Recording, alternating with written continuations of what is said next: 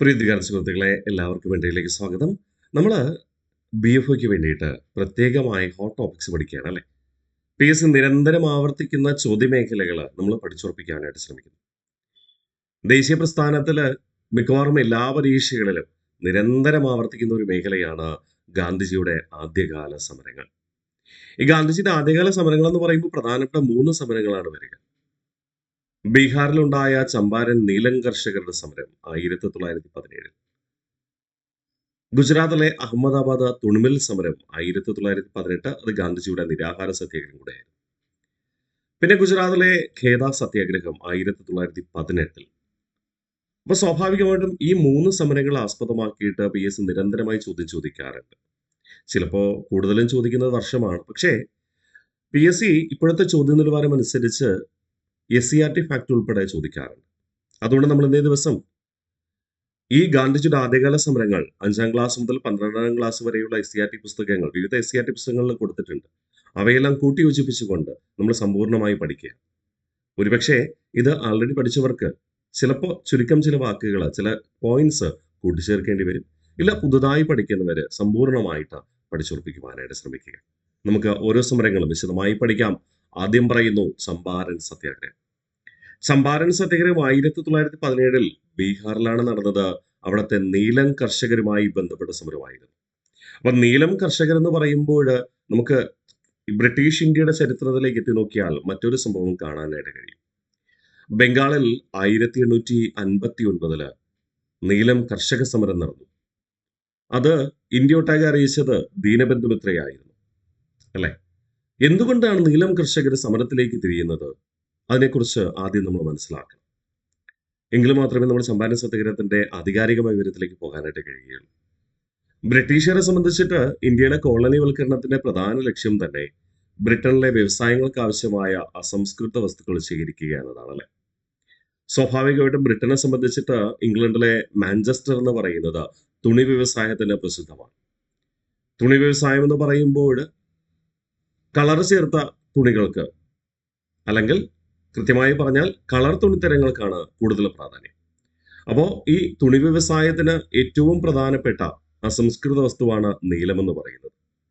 ആ നീലം കൃഷി ചെയ്യാൻ ഏറ്റവും അനുയോജ്യമായിരുന്നത് ഇന്ത്യയുടെ കിഴക്ക് ഭാഗമാണ്, ബംഗാൾ ഉൾപ്പെടെയുള്ള ഭൂപ്രദേശം.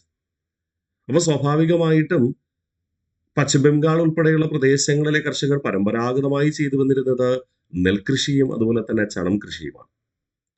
എന്നാൽ ബ്രിട്ടീഷുകാരുടെ ആഹ്വാനപ്രകാരം ബ്രിട്ടീഷുകാർ കൂടുതൽ ആനുകൂല്യങ്ങൾ നൽകാമെന്ന് പറഞ്ഞപ്പോൾ, ബ്രിട്ടീഷുകാർ കൂടുതൽ സബ്സിഡി നൽകിയപ്പോൾ, കൃഷിഭൂമിക്ക് നികുതി കുറച്ചപ്പോൾ മറ്റ് കൃഷി ചെയ്തിരുന്ന കർഷകര്, ദാരിദ്ര്യത്തിലായിരുന്ന കർഷകര് നീലം കൃഷി ചെയ്യാൻ താല്പര്യപ്പെട്ടു.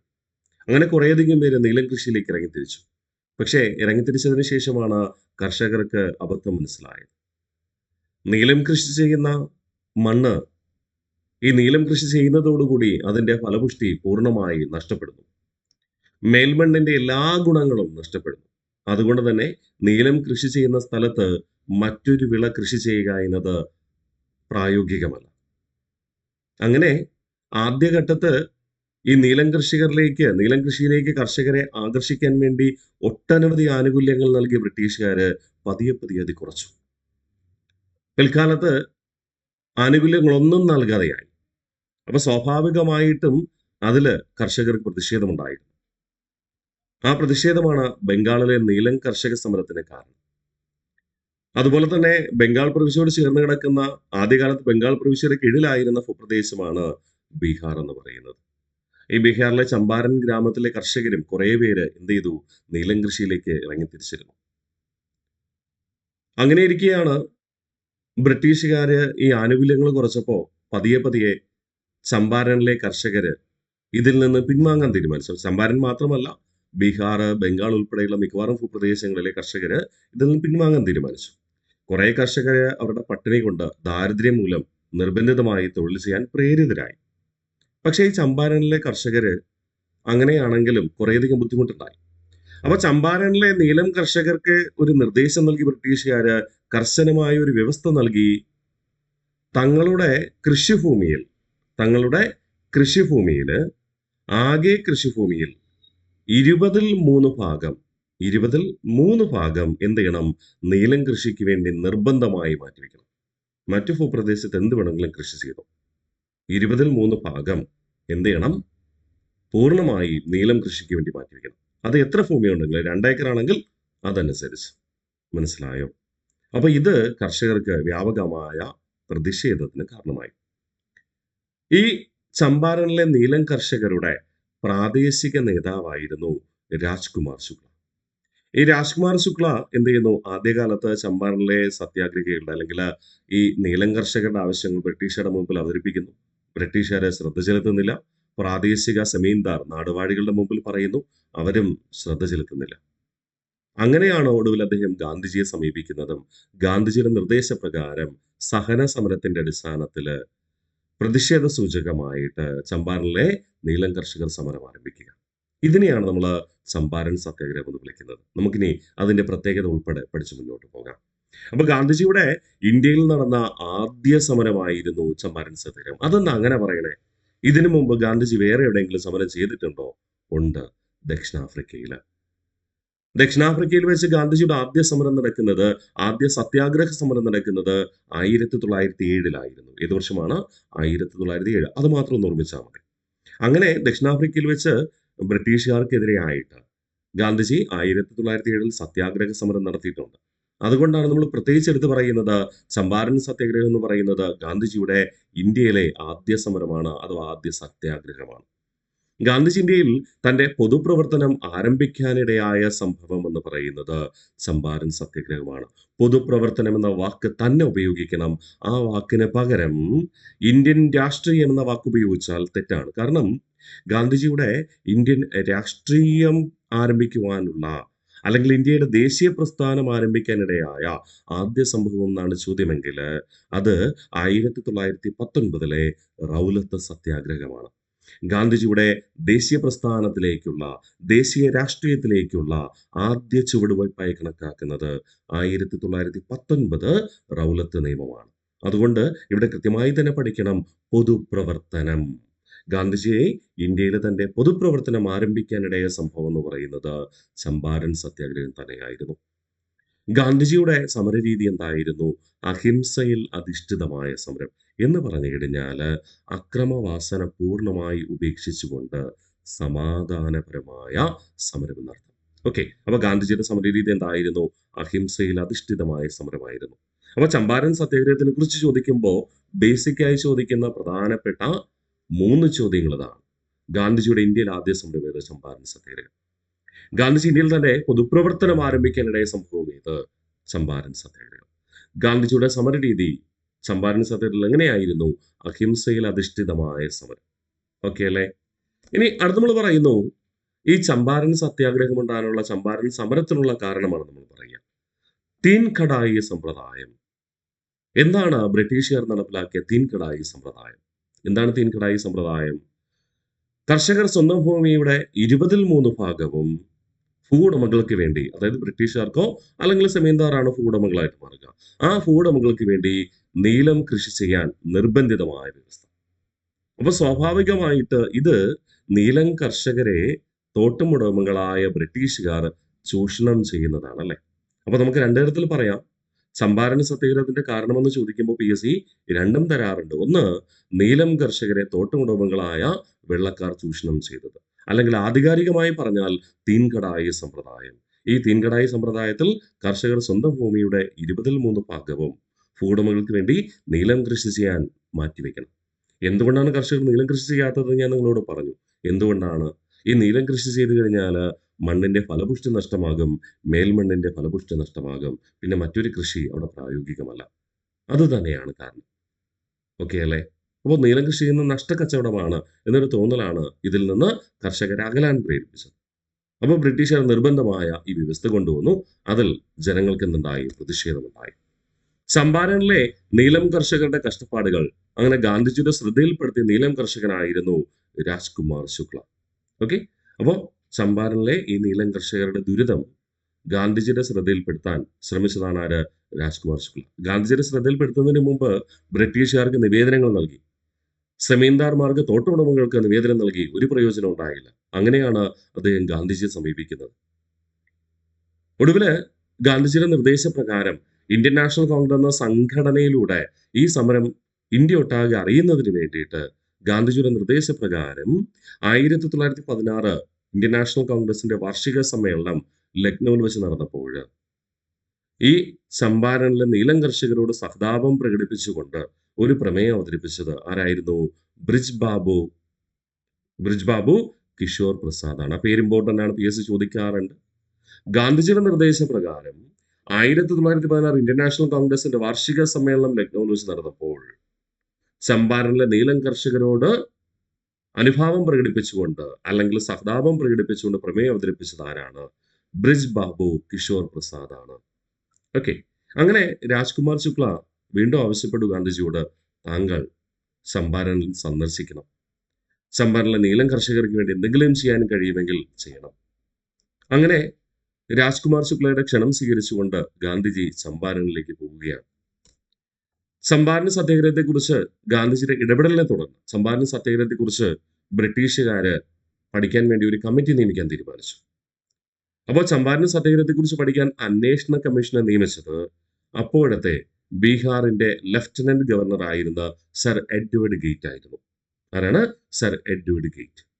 ഓക്കെ, അങ്ങനെ ഈ സർ എഡ്വേർഡ് ഗേറ്റ് അന്വേഷണ കമ്മീഷനെ നിയമിക്കുകയും ആ അന്വേഷണ കമ്മീഷൻ കർഷകരുടെ ദുരിതമൊക്കെ എന്ത് ചെയ്തു? അറിയിക്കുകയും ചെയ്തു. അങ്ങനെ ഈ കമ്മീഷൻ റിപ്പോർട്ടിന്റെയും ഈ സമരത്തിന്റെയും തുടർന്ന് ബ്രിട്ടീഷുകാർ എന്ത് ചെയ്തു? അല്ലെങ്കിൽ ബ്രിട്ടീഷുകാരുടെ നിർദ്ദേശപ്രകാരം തോട്ടുടമകള് കർഷകരോട് അനുഭാവപൂർണമായ കുറച്ച് കാര്യങ്ങളൊക്കെ കൊണ്ടു. എന്തൊക്കെ? പാട്ടവ്യവസ്ഥയിൽ സംരക്ഷണം ഉറപ്പാക്കി. ഒരു നിശ്ചിത കാലയളവ് പാട്ടവ്യവസ്ഥ ലംഘിക്കില്ല. ഓക്കെ, ഇഷ്ടാനുസരണം തിരഞ്ഞെടുക്കാവുന്ന വിളകൾ കൃഷി ചെയ്യുന്നതിനുള്ള സ്വാതന്ത്ര്യം ആർക്ക് നൽകി? കർഷകർക്ക് നൽകി. അപ്പൊ ചമ്പാരൻ സത്യാഗ്രഹത്തിന്റെ റിസൾട്ട് എന്തായിരുന്നു? ഫലം എന്തായിരുന്നു? നമുക്ക് പഠിക്കണം. നമ്മൾ ഈ സമരം പഠിക്കുമ്പോൾ ഓരോ സമരത്തിന്റെയും ഫലം പഠിക്കണം കേട്ടോ. അപ്പൊ ചമ്പാരൻ സത്യാഗ്രഹത്തിന്റെ ഫലം എന്തായിരുന്നു? സമരത്തെ തുടർന്ന് കർഷകർക്ക് ആശ്വാസകരമായ തീരുമാനങ്ങൾ കൈക്കൊണ്ടു. പാട്ടവ്യവസ്ഥയിൽ സംരക്ഷണം ഉറപ്പാക്കി. കർഷകർക്ക് ഇഷ്ടാനുസരണം തിരഞ്ഞെടുക്കാവുന്ന വിളകൾ കൃഷി ചെയ്യാനുള്ള സ്വാതന്ത്ര്യം ലഭിച്ചു. അല്ലെ? അപ്പൊ ചമ്പാരൻ സത്യാഗ്രഹം വിജയമായിരുന്നോ എന്ന് ചോദിച്ചാൽ വിജയമായിരുന്നു. അവിടെ കൃത്യമായി പഠിക്കണം. ചമ്പാരനിലെ നീലം കർഷകരുടെ ദുരിതാവസ്ഥയെക്കുറിച്ച് ഗാന്ധിജി അറിയിച്ചത് ആരെന്ന് ചോദിച്ചു കഴിഞ്ഞാൽ ആരെ പേര് പറയണം? രാജ്കുമാർ ശുക്ലയുടെ പേര് പറയണം. ഗാന്ധിജിയുടെ നിർദ്ദേശപ്രകാരം ഇന്ത്യൻ നാഷണൽ കോൺഗ്രസിന്റെ 1916 വാർഷിക സമ്മേളനത്തിൽ കർഷകരോട് സഹതാപം പ്രകടിപ്പിച്ചുള്ള പ്രമേയം അവതരിപ്പിച്ചതാണ് ബ്രിജ് ബാബു കിഷോർ പ്രസാദ് ആണ്. ഗാന്ധിജിയുടെ ആവശ്യപ്രകാരം ചമ്പാരനിലെ നീലം കർഷകരെ കുറിച്ച് പഠനം നടത്തുവാൻ കമ്മീഷനെ നിയമിച്ചത് ലഫ്റ്റനന്റ് ഗവർണർ ആയിരുന്ന സർ എഡ്വേർഡ് ഗേറ്റ് ആണ്. അത് പ്രകാരം ഇളവ് അനുവദിക്കുന്നു. എന്തൊക്കെ? പാട്ടവ്യവസ്ഥയിൽ സംരക്ഷണം ഉറപ്പാക്കി, ഇഷ്ടാനുസരണം വിളകൾ തിരഞ്ഞെടുക്കാനുള്ള സ്വാതന്ത്ര്യവും കർഷകർക്ക് നൽകി. അപ്പൊ അവിടെ ചമ്പാരൻ സത്യാഗ്രഹ വിജയമായിരുന്നു എന്ന് പറയാം. ഓക്കെ അല്ലേ? സെറ്റാണേ. അടുത്ത രണ്ടാമത്തെ സമരത്തിലേക്ക് നമ്മൾ പോകുന്നു. അഹമ്മദാബാദ് തുണിമിൽ സമരം. അഹമ്മദാബാദ് തുണിമിൽ സമരം നടക്കുന്നത് 1918 ഗുജറാത്തിലായിരുന്നു. ഗാന്ധിജിയുടെ നേതൃത്വത്തിൽ നടന്ന ഇന്ത്യയിലെ ആദ്യത്തെ നിരാഹാര സമരമായിരുന്നു എന്ത്? അഹമ്മദാബാദ് തുണിമിൽ സമരം.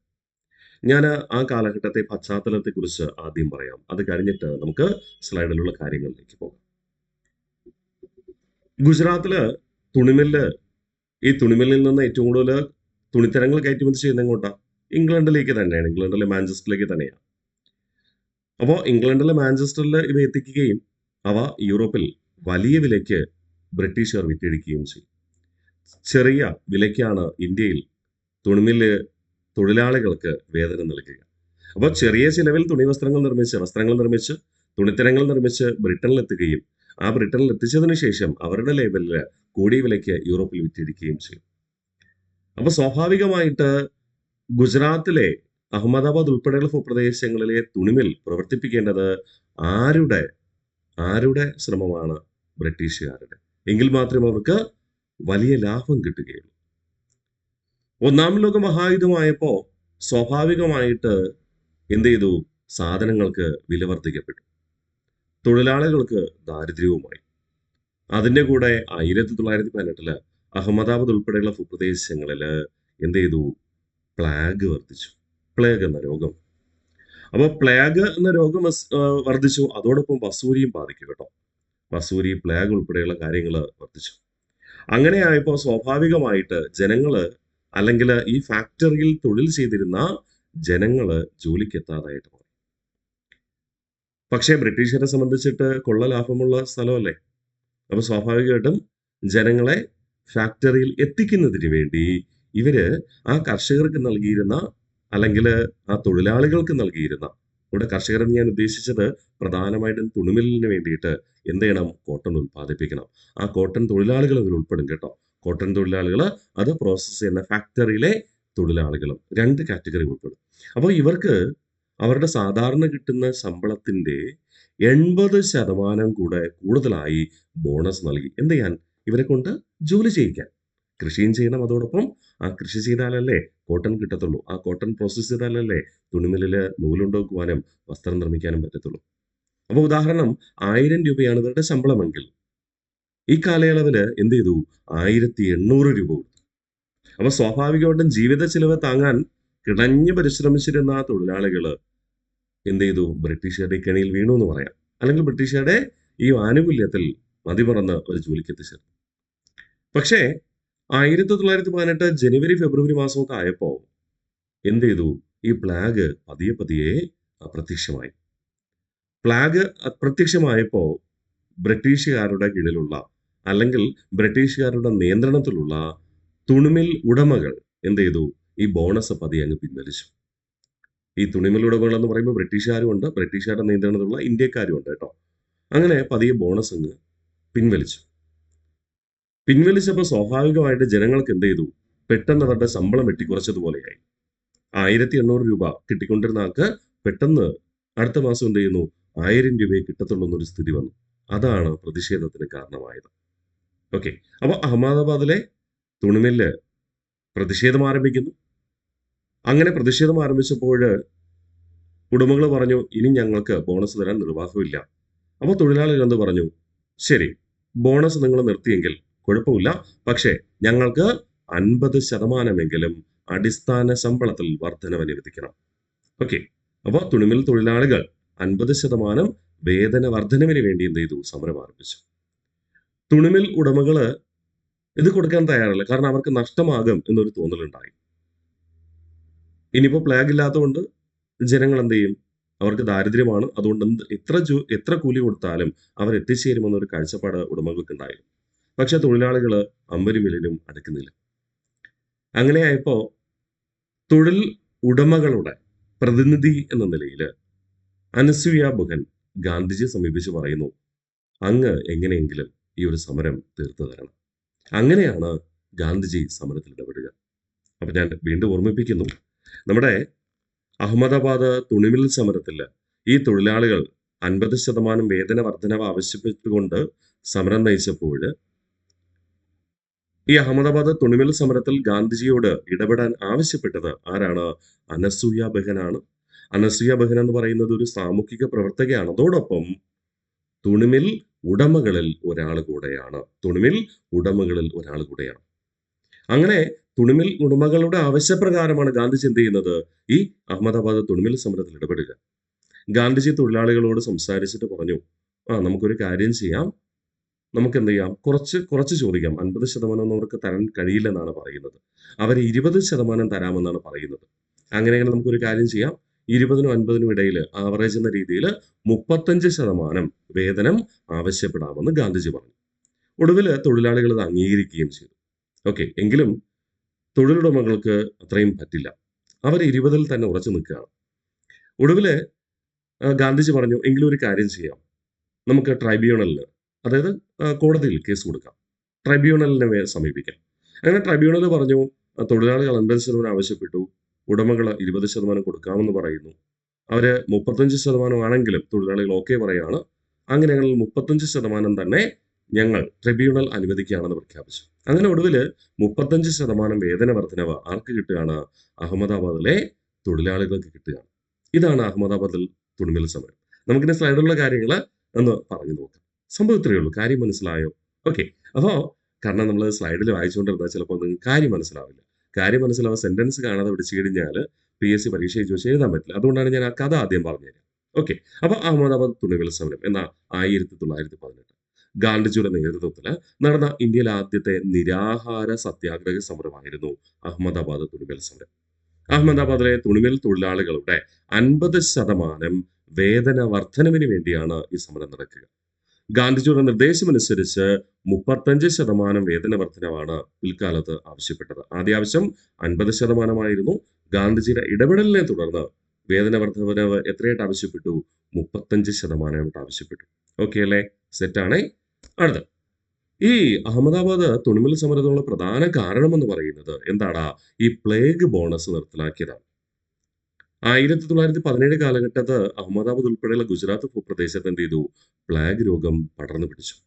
തൊഴിലാളികൾ ഈ പ്ലാഗ് മരുന്നില്ലാത്ത രോഗമാണ് ആ സമയത്ത്. അതുകൊണ്ട് തന്നെ ജീവന് വിലയുണ്ടെന്ന് പറഞ്ഞുകൊണ്ട് തൊഴിലുപേക്ഷിച്ച് പോകാൻ നിന്നു. അതായത് തൊഴിൽ ചെയ്യാതെയായി. തൊഴിലുപേക്ഷിച്ച് പോകാതിരിക്കാനായി ശമ്പളത്തിന്റെ 80% വരെ ബോണസായി നൽകി. അപ്പൊ ശമ്പളം കിട്ടും, അതിന്റെ 80% അഡീഷണൽ കിട്ടും. ഇതെന്ത് ചെയ്തു? ബ്രിട്ടീഷുകാര് 1918 ജനുവരി മാസമൊക്കെ ആയപ്പോൾ നിർത്തലാക്കുമെന്ന് പ്രഖ്യാപിച്ചു. അല്ലെങ്കിൽ തൊഴിലുടമകൾ നിർത്തലാക്കുമെന്ന് പ്രഖ്യാപിച്ചു. അതാണ് എന്തിന് കാരണം? അഹമ്മദാബാദ് മിൽ സമരത്തിന് കാരണം. മനസ്സിലായോ? അപ്പൊ അഹമ്മദാബാദ് മിൽ സമരത്തിന്റെ പ്രധാന കാരണം എന്താണ്? Plague bonus നിർത്തലാക്കിയത്. 1917 അഹമ്മദാബാദിൽ പ്ലേഗ് രോഗം പടർന്നു.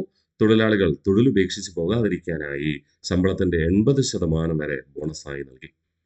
അഹമ്മദാബാദിലെ തുണിമിൽ തൊഴിലാളികൾ നേരിടുന്ന പ്രശ്നങ്ങൾ ഗാന്ധിജി അറിയിച്ചത് അനസൂയ ബഹനാണ്. ഞാൻ പറഞ്ഞു, അനസൂയ ബഹൻ എന്ന് പറയുന്ന ഒരു സാമൂഹിക പ്രവർത്തകയാണ്. അതോടൊപ്പം തൊഴിൽ ഉടമകളുടെ പ്രതിനിധി ആണ്. തൊഴിലുടമ കൂടെയാണ് ആര്? അനസൂയ ബഹൻ എന്ന് പറയുന്നത്. അങ്ങനെ ഗാന്ധിജി തൊഴിലാളികളെ അടുത്ത് പറഞ്ഞു, നിങ്ങൾ 50% എന്നുള്ളത് എന്ത് ചെയ്യണം? 35% മാറ്റണം. അല്ലെ? ഞാൻ നേരത്തെ പറഞ്ഞു 35% മാറ്റണം. അങ്ങനെ ഗാന്ധിജി തൊഴിലാളികളോട് ചേർന്ന് 21 ദിവസം നീണ്ടുനിന്ന നിരാഹാര സമരം ആരംഭിച്ചു. ഓക്കെ. സമരത്തിന്റെ സന്ധി സംഭാഷണത്തിന് ഇപ്പൊ ഗാന്ധിജി നിരാഹാരമൊക്കെ തുടങ്ങിയപ്പോൾ അനസൂയ ബഹന്റെ വീട്ടിൽ വെച്ച് തൊഴിലുടമകളും തൊഴിലാളികളും തമ്മിൽ സന്ധി സംഭാഷണത്തിന് തയ്യാറായി. അപ്പോൾ സമരത്തിന്റെ സന്ധി സംഭാഷണത്തിന് വേദിയായത് അനസൂയ ബഹന്റെ വീടാണ്. 20% വേതന വർധനവ് നൽകാൻ ആര് തയ്യാറായി? തൊഴിലുടമകൾ തയ്യാറായി. പക്ഷേ ഗാന്ധിജിയുടെ ആവശ്യം, ഗാന്ധിജി പറയുന്ന കാഴ്ചപ്പാടാണ്, തൊഴിലാളികൾ 50% ചോദിച്ചിരുന്നു, ഞാൻ ഇടപെട്ടുകൊണ്ട് 35% ആക്കി, അതിൽ നിന്ന് വീണ്ടും കുറയ്ക്കാൻ പറ്റില്ല, ഉറപ്പായും 35% കൊടുക്കണമെന്ന് തന്നെ ഗാന്ധിജി ആവശ്യപ്പെടുകയാണ്. ഓക്കെ. അപ്പൊ തൊഴിലാളികൾക്ക് വേണ്ടി ഗാന്ധിജി 21 ദിവസം നിരാഹാര സമരം നയിച്ചു. തുടർന്ന് സന്ധി സംഭാഷണത്തിന് അനസൂയ ബഹന്റെ വീട്ടിൽ വെച്ച് തൊഴിലുടമകൾ 20% വേതന വർധനവ് നൽകാൻ തയ്യാറായി. പക്ഷേ തൊഴിലാളികൾ തയ്യാറല്ല, ഗാന്ധിജിയും തയ്യാറല്ല. തങ്ങൾക്ക് 35% വേണം. കാരണം 50 ആവശ്യപ്പെട്ടതാണ്, തങ്ങൾ ഗാന്ധിജിയുടെ ആവശ്യപ്രകാരം 35 കുറച്ചത്. ഇനിയും കുറയ്ക്കാനായിട്ട് കഴിയില്ല എന്ന് പറഞ്ഞു. അങ്ങനെ വീണ്ടും ട്രിബ്യൂണൽ വഴി പരാതി കൊടുക്കാൻ തീരുമാനിച്ചു. ജുഡീഷ്യറിക്ക് പരാതി കൊടുത്തു. അങ്ങനെ ട്രിബ്യൂണൽ വഴി നടത്തിയ അന്വേഷണത്തൊടുവിൽ തൊഴിലാളികൾക്ക് 35% വേതന വർധനവ് ട്രിബ്യൂണൽ വിധിച്ചു. അതെന്ത് ചെയ്തു? തൊഴിലുടമകൾ പിന്നീട് അംഗീകരിച്ചു. അപ്പൊ സ്വാഭാവികമായിട്ട് അഹമ്മദാബാദ് മിൽ തൊഴിലാളികളുടെ സമരം 50% വേതന വർധനവ് ആവശ്യപ്പെട്ടുകൊണ്ട് ആരംഭിച്ചു. ഗാന്ധിജിയുടെ നിർദ്ദേശപ്രകാരം 35% എന്ന് പറഞ്ഞു. മില്ലുടമകൾ എന്ന് പറഞ്ഞു 20% കൊടുക്കും. ഒടുവില് ട്രിബ്യൂണലിന്റെ ഉത്തരവനുസരിച്ച് അന്തിമമായി തൊഴിലാളികൾക്ക് ഗാന്ധിജിയുടെ നിർദ്ദേശപ്രകാരം അവർ ആവശ്യപ്പെട്ട 35% വേതന വർധനവ് ലഭിച്ചു. ഓക്കെ അല്ലേ? അപ്പൊ പിൽക്കാലത്ത് എപ്പോഴും ഗാന്ധിജിക്ക് ചമ്പാരനിലെ കർഷകർക്ക് വേണ്ടിയിട്ട് പ്രവർത്തിക്കാൻ കഴിയില്ല. അതുകൊണ്ട് തന്നെ തൊഴിലാളികളുടെ ഒരു സംഘടന രൂപീകരിക്കണം, തൊഴിലാളികളുടെ ആവശ്യങ്ങൾ നേടിയെടുക്കുവാൻ ഒരു കൂട്ടായ്മ രൂപീകരിക്കണമെന്ന് ഗാന്ധിജി നിർദ്ദേശിച്ചു. അതിന്റെ ഭാഗമായിട്ടാണ് 1920 അഹമ്മദാബാദ് ടെക്സ്റ്റൈൽ ലേബർ അസോസിയേഷൻ സ്ഥാപിക്കപ്പെടുന്നത്. ഇവിടെ ടെക്സ്റ്റൈൽ ലേബർ അസോസിയേഷൻ എന്നാണ് പേരെങ്കിലും ഈ ടെക്സ്റ്റൈൽ വ്യവസായത്തിന് ആവശ്യമായ നൂല്, പരുത്തി കൃഷി ചെയ്യുന്നവരും ഇതിൽ അംഗങ്ങളാണ്. ഓക്കെ. അപ്പൊ PSC ചോദിക്കാറുണ്ട്, അഹമ്മദാബാദ് ടെക്സ്റ്റൈൽ ലേബർ അസോസിയേഷൻ എന്നാണ് സ്ഥാപിക്കപ്പെട്ടത്? 1920.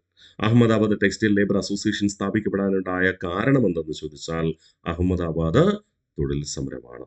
ക്ലിയർ അല്ലേ? ഈ സമര കാലഘട്ടത്താണ് ഗുജറാത്തിൽ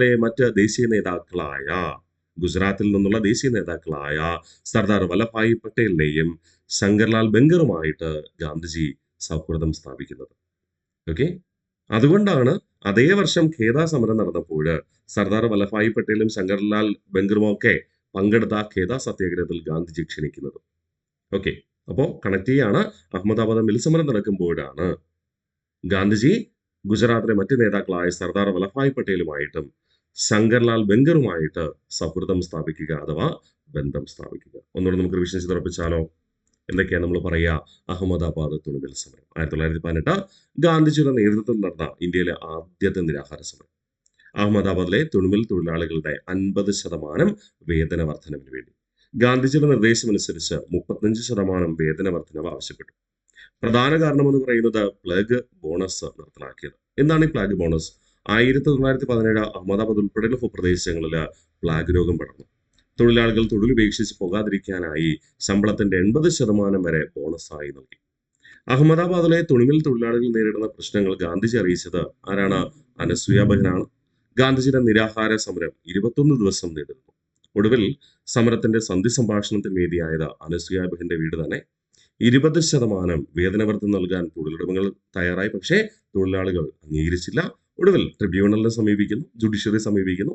ട്രിബ്യൂണൽ വഴി നടത്തിയ അന്വേഷണത്തിനൊടുവിൽ ട്രിബ്യൂണൽ വിധിക്കുന്നു തൊഴിലാളികൾക്ക് 35% വേതന വർധനവ് നൽകണം.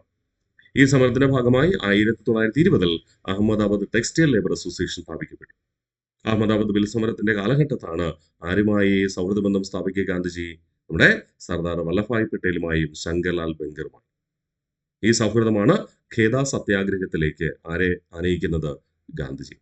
ഓക്കെ, ഇനി അടുത്ത ഈ 1918 അഹമ്മദാബാദ് മിൽസമരം വിജയിക്കുന്നതിന് വേണ്ടിയിട്ട് ഗാന്ധിജി തൊഴിലാളികൾക്ക് ചില നിർദ്ദേശങ്ങൾ നൽകി. അതാണ് നമ്മളിവിടെ പറയുക. ഒന്ന്, അക്രമം പാടില്ല. കരിങ്കാലികളെ ഉപദ്രവിക്കരുത്. എന്ന് പറഞ്ഞാൽ ഈ തൊഴിലാളികളിൽ ചിലരെന്ത് ചെയ്യാം? തൊഴിലുടമകളുടെ വാഗ്ദാനങ്ങളിൽ വീണ് അവർ പറയുന്ന കാര്യം, അതായത് 20% വേതന വർധനവിന് ജോലി ചെയ്യാൻ പറഞ്ഞാൽ അവർ ചിലപ്പോൾ പോയി ജോലി ചെയ്യാം. പക്ഷെ അങ്ങനെയുള്ള ആൾക്കാരെ ഉപദ്രവിക്കരുത്. ഓക്കെ, കരിങ്കാലികൾ എന്ന് ഉദ്ദേശിക്കുന്നത് വഞ്ചന കാണിക്കുന്നവർ എന്നൊക്കെയാണ് അർത്ഥം വരിക, അല്ലെ? നിങ്ങൾക്കറിയാം. പിന്നെ ആയുധം ഉപയോഗിക്കരുത്. എന്തൊക്കെ പ്രലോഭനങ്ങൾ ഉണ്ടായാലും ആയുധം ഉപയോഗിക്കരുത്. പിന്നെ നിങ്ങൾ സമരം ആരംഭിച്ചു കഴിഞ്ഞാൽ ഇടയ്ക്കൊന്നും വെച്ച് നിർത്തിയിട്ട് പോകരുത്. അവസാനം വരെ അടിയുറയ്ക്കുകയും നേരായ വഴിയിലൂടെ ആഹാരത്തിന് പ്രയത്നിക്കണം. അത് ജോലിക്ക് വേണ്ടി പരിശ്രമിക്കണമെന്നർത്ഥം. ഓക്കെ, അപ്പോൾ വിജയം വരെ സമരത്തിൽ അടിയുറയ്ക്കുകയും നേരായ വഴിയിലൂടെ ആഹാരത്തിന് പ്രയത്നിക്കുകയും ചെയ്യണം. ഇങ്ങനെ പ്രത്യേകിച്ച് SCERT പുസ്തകങ്ങൾ കൊടുത്തിട്ടുണ്ട്. അപ്പൊ നമ്മൾ അതുകൂടെ പഠിച്ചു എന്നേ ഉള്ളൂ കേട്ടോ. അപ്പോൾ അഹമ്മദാബാദ് മിൽ സമരം വിജയിക്കുവാൻ ഗാന്ധിജി തൊഴിലാളികൾക്ക് നൽകിയ വ്യവസ്ഥകൾ എന്തൊക്കെയാണ്? അക്രമം പാടില്ല, കരിങ്കാലികളെ ഉപദ്രവിക്കരുത്, ആയുധം ഉപയോഗിക്കരുത്, വിജയം വരെ സമരത്തിൽ അടിയുറയ്ക്കുകയും നേരായ വഴിയിലൂടെ ആഹാരത്തിന് പ്രയത്നിക്കുകയും ചെയ്യണം. സെറ്റാണേ. അടുത്ത നമ്മൾ പറയുന്നു ഖേദ കർഷക സമരം. ഖേദ കർഷക സമരം നടന്നത് 1918 ഈ ഖേദ കർഷക സമരം എന്ന് പറയുന്നത് കർഷകരിൽ നിന്ന് കൂടുതൽ നികുതി ഈടാക്കാൻ ശ്രമിച്ചു. നികുതി നൽകാത്ത കർഷകരുടെ കൃഷിനിലങ്ങള് കണ്ടുകെട്ടി. ആദ്യഘട്ടത്തിൽ ഈ കൃഷിക്ക് വേണ്ടി ഉപയോഗിച്ചിരുന്ന, അതായത് നിലം ഉഴാൻ ഉപയോഗിച്ചിരുന്ന കാളയെ എന്ത് ചെയ്യുന്നു? ജപ്തി ചെയ്യുന്നു. മറ്റു ഉൽപ്പന്നങ്ങൾ ജപ്തി ചെയ്യുന്നു. ഒടുവിൽ എന്നിട്ടും നികുതി നൽകാതായപ്പോൾ കർഷകരുടെ കൃഷിഭൂമി തന്നെ ജപ്തി ചെയ്യുന്ന ഒരു സാഹചര്യത്തിലേക്ക് കൊണ്ടെത്തിക്കുകയാണ്. അതിനെതിരെ ആദ്യം പ്രാദേശിക നേതാക്കൾ സമരം നയിച്ചു. ഒടുവിൽ വല്ലഭായ് പട്ടേലിലേക്ക് നിർദ്ദേശപ്രകാരം ഗാന്ധിജിയും സമരത്തിലേക്ക് വരികയാണ്. ഈ ഖേദ കർഷക സമരത്തിൽ ഒടുവിൽ ബ്രിട്ടീഷുകാർ പറഞ്ഞു, ഞങ്ങൾക്ക് നികുതി കിട്ടാതെ മുന്നോട്ട് പോകാൻ കഴിയില്ല.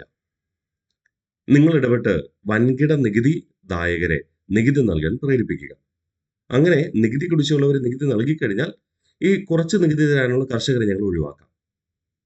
വൻകിട നികുതി നൽകേണ്ടവരെ നികുതി നൽകാൻ പ്രേരിപ്പിച്ചാൽ ചെറുകിട കർഷകരെ നികുതിയിൽ നിന്ന് ഒഴിവാക്കാമെന്ന് പറഞ്ഞു. ഈ ഒരു പ്രഖ്യാപനത്തിൽ മാത്രം ഒതുങ്ങി എന്നതാണ് ചരിത്രം പറയുന്നത്.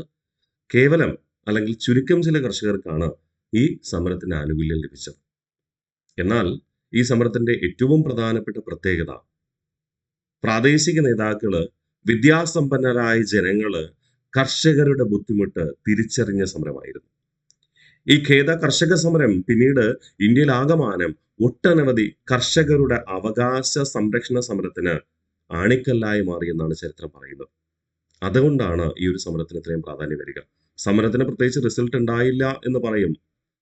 ഖേദ കർഷക സമരത്തിന് പ്രത്യേകിച്ച് റിസൾട്ട് ഉണ്ടായില്ല. പക്ഷേ കർഷകരോട് വിദ്യാസമ്പന്നരായ ജനങ്ങൾക്കുണ്ടായിരുന്ന കാഴ്ചപ്പാടിന് മാറ്റം സംഭവിച്ചു. വിദ്യാസമ്പന്നരായ ജനങ്ങള് കർഷകരെ പിന്തുണയ്ക്കാൻ തീരുമാനിച്ചു എന്നതാണ് ഈ സമരത്തിന്റെ ഏറ്റവും വലിയ പ്രത്യേകത. അതുകൊണ്ടാണ് നമ്മൾ പ്രാധാന്യം കൊടുത്തു പഠിക്കുക. പക്ഷേ നമ്മൾ ഇന്ന് പഠിച്ച ചമ്പാരൻ സത്യാഗ്രഹം വിജയമായിരുന്നു. തീർച്ചയായിട്ടും അതിൽ സംശയമില്ല. കാരണം അവർക്ക് ഇഷ്ടമുള്ള വിള കൃഷി ചെയ്യാൻ അവർക്ക് അനുമതി ലഭിച്ചു, അല്ലെ? അഹമ്മദാബാദ് ട്രിബ്യൂണൽ സമരം 50% വേതന വർധനം ആവശ്യപ്പെട്ടെങ്കിലും 35% കിട്ടി. ഗാന്ധിജിയുടെ ആവശ്യപ്രകാരം അവര് തൊഴിലാളികൾ അംഗീകരിക്കുകയും ചെയ്തു. അതും വിജയമായിരുന്നു. പക്ഷെ അത്തരം വിജയം എന്തിനുണ്ടായില്ല? ഖേദ കർഷക സമരത്തിൽ ഉണ്ടായില്ല എന്നതാണ് യാഥാർത്ഥ്യം. നമുക്ക് നോക്കാം. ഗുജറാത്തിൽ ഗാന്ധിജിയുടെ നേതൃത്വത്തിൽ നടക്കുന്ന രണ്ടാമത്തെ സമരമായിരുന്നു ഖേദ കർഷക സമരം. ഗാന്ധിജിയുടെ നേതൃത്വത്തിൽ നടന്ന ആദ്യത്തെ നികുതി നിഷേധ സമരമാണ്. ഓക്കെ, നികുതി നിഷേധിക്കുക. നികുതി ആവശ്യപ്പെട്ടു. ജനങ്ങളോട് പറഞ്ഞു നിങ്ങൾ മൈൻഡ് ചെയ്യണ്ട, നികുതി കൊടുക്കണ്ടെന്ന് പറഞ്ഞു. ബ്രിട്ടീഷുകാരുമായി സഹകരിക്കേണ്ടെന്ന് പറഞ്ഞു. അതുകൊണ്ട് നമ്മൾ ഇതിനെ എങ്ങനെ വിശേഷിപ്പിക്കാറുണ്ട്? ഇന്ത്യയിലെ ആദ്യത്തെ നിസ്സഹകരണ സമരം എന്ന് വിളിക്കാറുണ്ട്. നമുക്കറിയാം നിസ്സഹകരണ സമരം ആരംഭിക്കുന്നത് 1920-ലാണ്. എന്നാൽ നിസ്സഹകരണ സമരത്തിന്റെ മുൻഗാമി എന്നോ ഇന്ത്യയിലെ ആദ്യത്തെ നിസ്സഹകരണ സമരം എന്ന് വിളിക്കുന്നത് എന്തിനെ? നികുതി നിഷേധ സമരമായ 1918 ഗുജറാത്തിലെ ഖേദ കർഷക സമരമാണ്. ഖേദ സത്യാഗ്രഹത്തിലൂടെ ദേശീയ നേതാവായി മാറിയ വ്യക്തിത്വമാണ് സർദാർ വല്ലഭായ് പട്ടേൽ. സർദാർ വല്ലഭായ് പട്ടേലിന് ഏറ്റവും കൂടുതൽ പ്രാധാന്യം ലഭിക്കാൻ കാരണമായത് ഈ ഖേദ കർഷക സമരം തന്നെ. ദേശീയ നേതാവായി മാറാൻ കാരണം ഖേദ കർഷക സമരം തന്നെയാണ്. അത് PSC പ്രാധാന്യത്തിൽ ചോദിക്കും. Okay, yes. അപ്പോൾ ഖേദ കർഷക സമരം 1918 ഗുജറാത്തിൽ ഗാന്ധിജിയുടെ നേതൃത്വത്തിൽ നടന്ന രണ്ടാമത്തെ സമരം. ഗാന്ധിജിയുടെ നേതൃത്വത്തിൽ നടന്ന ആദ്യത്തെ നികുതി നിഷേധ സമരമാണ്. അതുകൊണ്ട് തന്നെ ഇതിനെ ഇന്ത്യയിലെ ആദ്യത്തെ നിസ്സഹകരണ സമരമെന്നോ നിസ്സഹകരണ സമരത്തിന്റെ മുൻഗാമി എന്നോ വിളിക്കാറുണ്ട്. ഓക്കെ, ഇനി നമുക്ക് സമരത്തിലേക്ക് പോകാം. എന്താണ് കാര്യം? ഗുജറാത്തിലെ ഖേദ ജില്ലയില് വ്യാപകമായ കൃഷിനാശം സംഭവിച്ചു. ബ്രിട്ടീഷുകാര് ഒരുപാട് ക്ഷാമ കമ്മീഷനേക്ക് നിയമിച്ചിട്ടുണ്ട്. ഓക്കെ, പ്രത്യേകിച്ച് ബ്രിട്ടീഷ് ഭരണാധികാരിയായ നമ്മുടെ റിപ്പൺ പ്രഭു 1883 എന്ത് പാസ്സാക്കിയിരുന്നു? ഒരു ക്ഷാമ കോഡ് പാസ്സാക്കിയിരുന്നു. ക്ഷാമ കോഡിന്റെ പ്രത്യേകത ഇതാണ്: കർഷകര് കൃഷി ചെയ്യുമ്പോൾ അവർക്ക് എന്തെങ്കിലും കൃഷിനാശം സംഭവിച്ചാൽ അവര് നികുതി നൽകേണ്ടതില്ല. 2, എത്ര പ്രായമായ കൃഷിയാണോ അതനുസരിച്ച് അവർക്ക് എന്ത് ചെയ്യും? നഷ്ടപരിഹാരവും നൽകും. അതുവരെയുള്ള കാഴ്ചപ്പാട് ബ്രിട്ടീഷുകാർ എന്ത് ചെയ്യും? കൃഷിനാശം സംഭവിച്ചാൽ അതേക്കുറിച്ച് പഠിക്കാൻ ഒരു കമ്മീഷനെ നിയമിക്കും, ക്ഷാമ കമ്മീഷനെ നിയമിക്കും. ഉദാഹരണമായി പറഞ്ഞാൽ 1866 രാജസ്ഥാനിലെ ഹെൻറി ക്യാമ്പൽ ക്ഷാമ കമ്മീഷൻ, അങ്ങനെ കുറെ ക്ഷാമ കമ്മീഷൻ ഉണ്ട്. ഓക്കെ, അപ്പോൾ ഈ ക്ഷാമ കമ്മീഷനെ നിയമിക്കും. അത് കഴിഞ്ഞിട്ടാണ് എന്ത് ചെയ്യുക? സ്വാഭാവികമായിട്ട് ആനുകൂല്യം അനുവദിക്കുക, അല്ലെങ്കിൽ നഷ്ടപരിഹാരം അനുവദിക്കുക. റിപ്പൺ പ്രഭു അതിന് ഒരു മാറ്റം വരുത്തി. റിപ്പൺ പ്രഭു അത് ഒരു മാറ്റം വരുത്താൻ കാരണം നമ്മുടെ ലിട്ടൺ പ്രഭുവിന്റെ ഡാര നിയമമായിരുന്നു, ഡെക്കാൻ അഗ്രികൾച്ചറൽ റിലീഫ് ആക്ട്. ആ ഡാര എന്ന നിയമം ലിട്ടൺ പ്രഭു പാസ്സാക്കിയപ്പോൾ അതിന്റെ പിന്തുടർച്ചയെന്നോണമാണ് നമ്മുടെ റിപ്പൺ പ്രഭു എന്ത് ചെയ്യുന്നത്? ക്ഷാമ കോഡ് പാസ്സാക്കുക. ക്ഷാമ കോഡ് എന്ന് പറഞ്ഞു കഴിഞ്ഞാൽ എപ്പോഴാണോ കൃഷിനാശം സംഭവിക്കുന്നത് അപ്പോൾ തന്നെ നഷ്ടപരിഹാരം വിതരണം ചെയ്യും. കൃഷിയുടെ പ്രായമനുസരിച്ച്. ഇപ്പോൾ ഉദാഹരണത്തിന് നെൽകൃഷി ചെയ്തു, 1 മാസമായപ്പോൾ നശിച്ചു, അതിന്റെ നഷ്ടപരിഹാരം നൽകും. 6 മാസമായപ്പോഴും നശിച്ച അതിന്റെ നഷ്ടപരിഹാരം നൽകും. ഏകദേശം 8 മാസം കഴിഞ്ഞിട്ട്, അതായത് വിളവെടുക്കുന്ന സമയത്ത് ഒക്കെയാണ് സംഭവിച്ചത്, അതനുസരിച്ച്. മനസ്സിലായോ? ഇനി മറ്റൊരു കാര്യം, നികുതി ഇവര് നൽകേണ്ടതുമില്ല. പൂർണ്ണമായി വിളവ് കിട്ടിയാൽ മാത്രം അതിന്റെ നിശ്ചിത ശതമാനം വിളവ് നൽകിയാൽ മതി. അതായിരുന്നു ബ്രിട്ടീഷ് ഇന്ത്യയിൽ പൊതുവായി നടത്തിയിരുന്നത്. പക്ഷേ ഈ ഗുജറാത്തിലെ ഖേദ ജില്ലയിൽ ചെറിയൊരു മാറ്റം വരുത്തി അവിടുത്തെ പ്രാദേശിക ഉദ്യോഗസ്ഥർ. ക്ഷാമം വിലയിരുത്താനെത്തിയ അന്വേഷണ ഉദ്യോഗസ്ഥർ തെറ്റായ സ്ഥിതിവിവര കണക്കുകൾ നൽകിയതിനാൽ കർഷകർക്ക് ആനുകൂല്യങ്ങൾ ലഭിച്ചില്ല. അപ്പൊ ഈ ക്ഷാമം വിലയിരുത്തിയിട്ടല്ലേ നഷ്ടപരിഹാരം അനുവദിക്കുക? ക്ഷാമം വിലയിരുത്താനെത്തിയ അന്വേഷണ ഉദ്യോഗസ്ഥർ എന്ത് ചെയ്തു? തെറ്റായ സ്ഥിതിവിവര കണക്കുകൾ നൽകി. അതുകൊണ്ട് എന്ത് ചെയ്യില്ല? കർഷകർക്ക് ആനുകൂല്യം ലഭിച്ചില്ല. അപ്പൊ കർഷകർക്ക് ആനുകൂല്യം ലഭിച്ചില്ലെങ്കിൽ അതിന്റെ അർത്ഥം എന്താ? കർഷകർക്ക് നഷ്ടമൊന്നും ഇല്ലെന്നായിരിക്കും എന്ത് ചെയ്തത്? ഈ ഉദ്യോഗസ്ഥർ റിപ്പോർട്ട് കൊടുത്തത്. അങ്ങനെയാണെങ്കിൽ കർഷകർക്ക് നഷ്ടമില്ലെങ്കിൽ എന്ത് ചെയ്യേണ്ടി വരും? ഇവര് നികുതി കൊടുക്കേണ്ടി വരും. യഥാർത്ഥത്തിൽ ഇവർക്ക് നഷ്ടം സംഭവിച്ചു. കൂടാതെ ഈ റിപ്പോർട്ട്, തെറ്റായ റിപ്പോർട്ട് പ്രകാരം എന്ത് ചെയ്യണം? നികുതിയും കൊടുക്കണം. അത് ജനങ്ങളെ ചൊടിപ്പിച്ചു. അങ്ങനെ ഗുജറാത്തിലെ ഖേദ ജില്ലയിലെ കർഷകരുടെ നേതാക്കളായി, പ്രാദേശിക നേതാക്കളായി വളർന്നു വന്നത് മോഹൻലാൽ പാണ്ഡ്യയും ശങ്കർലാൽ പരീഖ്. ഓക്കെ, അങ്ങനെ ശങ്കർലാൽ പരീഖ് അഹമ്മദാബാദ് മിൽ സമരത്തിന് അവസാനം കുറിച്ച നമ്മുടെ ഗാന്ധിജിയെ കുറിച്ച് അറിയുന്നു. അങ്ങനെ ഗാന്ധിജിയെ പരിചയമുള്ള സർദാർ വല്ലഭായ് പട്ടേലിനോട് പറയുന്നു, ഗാന്ധിജി ഇങ്ങോട്ട് ക്ഷണിക്കണം. അതാണ് ചരിത്രം. അപ്പോൾ പ്രാദേശിക നേതാക്കൾ എന്ന് പറയുന്നത്, ഖേദ സത്യാഗ്രഹത്തിന്റെ പ്രാദേശിക നേതാക്കൾ എന്ന് പറയുന്നത് മോഹൻലാൽ പാണ്ഡ്യയും ശങ്കർലാൽ പരീഖുമാണ്. അതിന് പിന്തുണ നൽകിയ മറ്റ് നേതാക്കളാണ്, പിന്തുണ നൽകിയ മറ്റ് രാഷ്ട്രീയ നേതാക്കളെന്ന് നമ്മൾ പറയാറുണ്ട്. രാഷ്ട്രീയ നേതാക്കളാണ് രവിശങ്കർ വ്യാസും വല്ലഭായ് പട്ടേൽ. എന്താ രണ്ടും തമ്മിലുള്ള വ്യത്യാസം? ഈ സമരത്തിന് വേണ്ടിയിട്ട് നേതൃത്വം നൽകിയവര് മോഹൻലാൽ പാണ്ഡ്യയും ശങ്കർലാൽ പരീഖും. എന്നാൽ ആ കാലഘട്ടത്തിൽ ജനങ്ങൾക്ക് വേണ്ടി രാഷ്ട്രീയ പ്രവർത്തനം നടത്തിയിരുന്ന ആൾക്കാരായിരുന്നു ആരൊക്കെ? രവിശങ്കർ വ്യാസും വല്ലഭായ് പട്ടേലും. അവരെന്ത് ചെയ്തു? ഈ സമരത്തിന് അനുകൂലമായ നടപടി സ്വീകരിച്ചു, അല്ലെങ്കിൽ പിന്തുണ പ്രഖ്യാപിച്ചു. അതുകൊണ്ട് നമ്മളിങ്ങനെ പറയുന്നേ. അപ്പോ ഖേദ സത്യാഗ്രഹത്തിന്റെ പ്രാദേശിക നേതാക്കൾ മോഹൻലാൽ പാണ്ഡ്യയും ശങ്കർലാൽ പരീഖും, മറ്റ് നേതാക്കൾ അല്ലെങ്കിൽ മറ്റ് രാഷ്ട്രീയ നേതാക്കൾ എന്ന് പറയുന്നത് രവിശങ്കർ വ്യാസും വല്ലഭായ് പട്ടേലുമായിരുന്നു. ഒടുവിൽ ഈ സമരത്തിന്റെ നേതൃത്വം ആരേറ്റെടുത്തു? ഗുജറാത്ത് സഭ ഏറ്റെടുത്തു. വല്ലഭായ് പട്ടേലിന്റെ നിർദ്ദേശപ്രകാരം ആരേറ്റെടുത്തു? ഗുജറാത്ത് സഭ ഏറ്റെടുത്തു. ആ സമയത്ത് ഗുജറാത്ത് സഭയുടെ പ്രസിഡന്റ് ആയിരുന്നു ഗാന്ധിജി. മനസ്സിലായോ? അതുകൊണ്ടാണ് ഈ സമരം ആരേറ്റെടുക്കുന്നത്? ഗുജറാത്ത് സഭ ഏറ്റെടുക്കുക. ഗുജറാത്തിലെ ഒരു ജില്ലയാണ് ഖേദ എന്ന് പറയുന്നത്, അല്ലെ? അവിടുത്തെ കർഷകരുടെ ദുരിതം നമ്മുടെ സർദാർ വല്ലഭായ് പട്ടേലിന്റെ ആവശ്യപ്രകാരം ഗാന്ധിജി ഏറ്റെടുക്കുന്നു, അഥവാ ഗുജറാത്ത് സഭ ഏറ്റെടുക്കുന്നു. 1918 മാർച്ച് മാസം 22-ന് നദിയാദ് എന്ന സ്ഥലത്ത് വെച്ച് ഗുജറാത്ത് സഭയുടെ കീഴിൽ ഗാന്ധിജി ഈ സമര ചെയ്യുന്നവരോട്, അല്ലെങ്കിൽ സന്നദ്ധ സേവകരോട് എന്ത് പറഞ്ഞു? നിങ്ങൾ നികുതി നൽകേണ്ടതില്ല. അങ്ങനെ ഗാന്ധിജിയുടെ ആവശ്യപ്രകാരം ഈ കർഷകര് നികുതി നൽകിയില്ല, അല്ലെങ്കിൽ നികുതി നൽകാതെയായി. നികുതി നൽകാത്തപ്പോ ബ്രിട്ടീഷുകാർ എന്ത് ചെയ്തു? നികുതി നൽകാത്ത കർഷകരിൽ നിന്ന് അവരുടെ കൃഷിക്ക് നിലമൊരുക്കുന്ന കന്നുകാലികളെ കണ്ടുകെട്ടി. എന്നിട്ട് എന്ത് ചെയ്തു? ഇത്രയും നികുതി ലേറ്റ് ആയിട്ടുണ്ട്, അതിന് പിഴ കൊടുക്കണം. പിഴ ഉൾപ്പെടെ നികുതി നൽകിയില്ലെങ്കിൽ എന്ത് ചെയ്യും? നിങ്ങളുടെ കൃഷിഭൂമി പിടിച്ചെടുക്കുമെന്ന് ആദ്യം നോട്ടീസ് നൽകി. എന്നിട്ട് നൽകാത്തവരുടെ കൃഷിഭൂമി എന്ത് ചെയ്തു? പിടിച്ചെടുത്തു. അപ്പോൾ ബ്രിട്ടീഷ് ഉദ്യോഗസ്ഥർ കന്നുകാലികൾ കണ്ടുകെട്ടുകയും പിഴ ഈടാക്കുന്നതിനുള്ള താക്കീത് നൽകുകയും കൃഷിഭൂമി പിടിച്ചെടുക്കുകയും ചെയ്തു എന്നത് യാഥാർത്ഥ്യം. ഓക്കെ, അപ്പൊ ഓർമ്മിക്കുക, ഖേദ സത്യാഗ്രഹത്തിന് നേതൃത്വം നൽകിയ പ്രാദേശിക നേതാക്കൾ മോഹൻലാൽ പാണ്ഡ്യയും ശങ്കർലാൽ പരീഖുമാണ്. മറ്റ് രാഷ്ട്രീയ നേതാക്കൾ എന്ന് പറയുന്നത് രവിശങ്കർ വ്യാസും വല്ലഭായ് പട്ടേലും. നേതൃത്വം നൽകിയ സംഘടന ഗുജറാത്ത് സഭയായിരുന്നു. ആ സമയത്ത് ഗുജറാത്ത് സഭയുടെ പ്രസിഡന്റ് ഗാന്ധിജിയായിരുന്നു. 1900 മാർച്ച് 22-ന് നദിയാദ് എന്ന സ്ഥലത്ത് വെച്ച് ഗുജറാത്ത് സഭയുടെ കീഴിൽ ഗാന്ധിജി സന്നദ്ധ സേവകരോട്, അല്ലെങ്കിൽ സമരം ചെയ്യുന്ന കർഷകരോട് പറഞ്ഞു, നിങ്ങൾ നികുതി നൽകേണ്ടതില്ല. അങ്ങനെ നികുതി നൽകാത്ത കർഷകരുടെ കന്നുകാലികളെ കണ്ടുകെട്ടുകയും പിഴ ഈടാക്കുന്നുള്ള താക്കീത് നൽകുകയും കൃഷിഭൂമി പിടിച്ചെടുക്കുകയും ചെയ്യുകയും ചെയ്തു ബ്രിട്ടീഷുകാർ. അപ്പോ സ്വാഭാവികമായിട്ട് എന്ത് ചെയ്തു? കർഷകർ കൂടുതൽ ദുരിതത്തിലായി. കൃഷിഭൂമി പിടിച്ചെടുത്തു കഴിഞ്ഞാൽ എന്ത് സംഭവിക്കും? ആ കൃഷിഭൂമിയിലെ വിളവ് എടുക്കാൻ പറ്റുമോ? എടുക്കാൻ പറ്റില്ല. പ്രത്യേകിച്ച് ഗുജറാത്തില് പ്രധാനമായും ചെയ്തിരുന്നത് ഉള്ളിക്കൃഷിയായിരുന്നു. ഈ മോഹൻലാൽ പാണ്ഡ്യയൊക്കെ ഉള്ളി കർഷകരായിരുന്നു കേട്ടോ. മോഹൻലാൽ പാണ്ഡ്യ എന്ന് പറയുന്ന പ്രാദേശിക നേതാവ്. അങ്ങനെ ആയപ്പോ ഗാന്ധിജി പറഞ്ഞു, നമുക്കെങ്കിലും ഒരു കാര്യം ചെയ്യാം. ബ്രിട്ടീഷുകാരെ ഭൂമിയല്ലേ കൈവശപ്പെടുത്തിയുള്ളൂ, നമുക്ക് കർഷകരുടെ ദുരിതം മാറ്റാൻ നിങ്ങൾ നികുതി കൊടുക്കേണ്ടതില്ല, പകരം നിങ്ങൾ കൃഷി ചെയ്ത വിളവ് നിങ്ങൾ തന്നെ എന്ത് ചെയ്യൂ? വിളവെടുത്തോളാൻ പറഞ്ഞു. അങ്ങനെ ഗവൺമെന്റ് അധാർമികമായി കൈവശപ്പെടുത്തിയ കൃഷിഭൂമിയിലെ ഉള്ളി വിളവെടുത്ത് നീക്കം ചെയ്യാൻ ഗാന്ധിജി ജനങ്ങളോട് ആഹ്വാനം ചെയ്തു. ഇത് പ്രാദേശിക നേതാവായ മോഹൻലാൽ പാണ്ഡ്യയുടെ നേതൃത്വത്തിൽ വിളനിലങ്ങളിൽ നിന്ന് എന്ത് ചെയ്തു? ജനങ്ങള് ഉള്ളി നീക്കം ചെയ്തു. അപ്പൊ സ്വാഭാവികമായിട്ട് ബ്രിട്ടീഷുകാർ എന്ത് ചെയ്തു? ബ്രിട്ടീഷുകാര് ജപ്തി ചെയ്ത ഭൂമി അതിൽ അതിക്രമിച്ച് കയറി ഉള്ളി ശേഖരിച്ചു, ഉള്ളി വിളവെടുത്തെന്ന് ആരോപിച്ചുകൊണ്ട് മോഹൻലാൽ പാണ്ഡ്യയെ അറസ്റ്റ് ചെയ്യുകയും അദ്ദേഹത്തെ ഉള്ളിക്കള്ളൻ എന്ന് വിശേഷിപ്പിക്കുകയും ചെയ്തു. കേസ് ചോദിക്കാറുണ്ട്, ഉള്ളിക്കള്ളൻ എന്ന് ബ്രിട്ടീഷുകാർ പരിഹസിച്ചത് ഏത് പ്രാദേശിക നേതാവിനെ? മോഹൻലാൽ പാണ്ഡ്യ. ഓക്കെ അല്ലേ? സെറ്റാണേ. അപ്പൊ ഗാന്ധിജി ആദ്യം പറഞ്ഞു നികുതി കൊടുക്കരുത്. അങ്ങനെ നികുതി കൊടുക്കരുതെന്ന് പറഞ്ഞപ്പോ ബ്രിട്ടീഷുകാര് കർഷകരുടെ കന്നുകാലികളെ ജപ്തി ചെയ്തു, നികുതി നൽകാൻ താക്കീത് നൽകി, കൃഷിഭൂമി പിടിച്ചെടുത്തു. അപ്പൊ ഗാന്ധിജി പറഞ്ഞു, എന്ത്? കൃഷിഭൂമിയിൽ നിന്ന് നിങ്ങൾ ചെയ്ത കൃഷിയുടെ വിളവ് എടുത്തോളാൻ പറഞ്ഞു. അതുപ്രകാരം ഗാന്ധിജിയുടെ ആവശ്യപ്രകാരം ജനങ്ങൾ ചെയ്തു. അതിന് നേതൃത്വം നൽകിയത് മോഹൻലാൽ പാണ്ഡ്യ ആയിരുന്നു.